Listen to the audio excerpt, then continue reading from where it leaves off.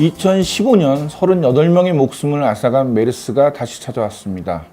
경향신문과 한겨레는 메르스 최대 잠복기인 14일을 기준으로 앞으로 2주가 고비라는 점을 강조했습니다. 동아일보는 메르스 위기 경보가 관심에서 주의로 한 단계 격상됐음을 짚었고, 조선일보는 정부는 놓쳤고 민간이 빨랐다며 정부 대응에 대해 지적했습니다. 중앙일보는 사면에서 공항 검역관이 그냥 보냈다라며 역시 검역체계에 대해서 비판했습니다. 기사를 들여다보겠습니다. 경향신문은 앞으로의 2주가 고비라는 점을 강조하며 밀접 접촉자와 일반 접촉자들이 최대 잠복기인 14일 동안 집중관리 받을 것이라는 점을 보도했습니다. 한겨레는 메르스 환자로 확진 판정받은 A씨의 동선을 시간대에 따라서 구체적으로 보도했습니다.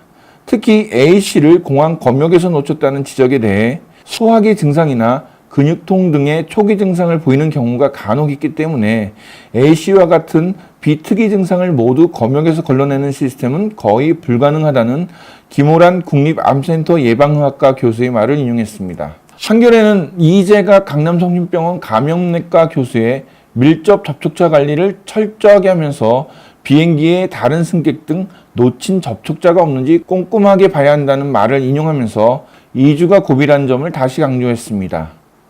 또 A씨 진료를 맡은 김남중 서울대병원 감염내과 교수의 위중한 상태는 아니지만 완치 판정을 내리려면 최소 2주 정도가 걸릴 것으로 본다. 21개까지 다른 감염자가 나오지 않는다면 우리나라 내에서의 전파는 없다고 볼 수 있을 것이라는 말을 통해 막연한 불안감 조성보다는 긍정적인 예측을 하기도 했습니다. 동아일보는 첫 문단에서 공항 검역소를 무사히 통과한 후 4시간 만에 메르스 감염 진단을 받아 감염병 방역 체계에 여전히 구멍이 뚫렸다는 지적이 나온다고 언급한 것 외에 특별한 내용은 없었습니다. 조선일보는 환자와 병원의 대응이 신속했다.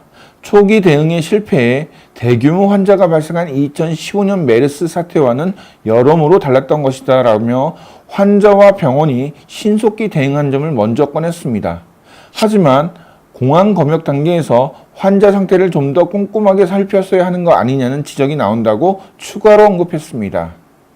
격리 조치는 아니더라도 이 환자를 추적 관리하려는 노력을 했어야 한다는 것이고, 정부의 대응 문제에 대해 다소 억지 섞인 비판을 덧붙였습니다. 중앙일보는 해외 유입 감염병을 막는 첫 단추인 공항 방역망이 뚫렸다며 기사 전반적으로 구멍 뚫린 검역을 강조했습니다. 2015년 감염자 가운데 25.8%는 발열 증상이 없었다. 기침, 가래, 호흡곤란 등 호흡기 증상도 나타나지 않은 사람이 많았다.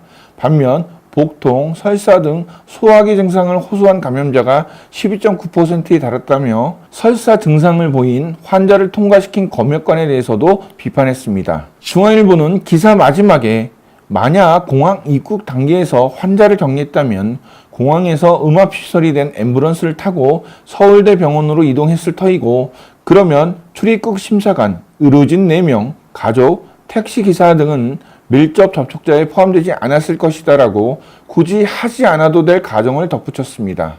3년 만에 발생한 메르스는 지나치다 싶을 정도의 정부 대응 덕에 크게 퍼지지 않고 있습니다. 몇몇 언론의 말처럼 공항 검역소에서 완벽하게 확인해 조치할 수 있었다면 더 좋았을 겁니다. 그러나 메르스 특유의 비증상 발병이나 오랜 잠복기 등의 이유로 모든 검역에서 확인이 쉽지 않다는 점도 사실입니다. 3년 전 언론은 중동식 독감, 전염성이 없다, 낙타고기 따위의 말을 그대로 받아 보도했습니다. 그런 언론이 이제 와서 정부보다 민간이 낫다, 검역체계가 뚫렸다고 떠들기에는 3년 전 그때에 비해 지금 정부의 대응은 매우 적절하고 안정적입니다.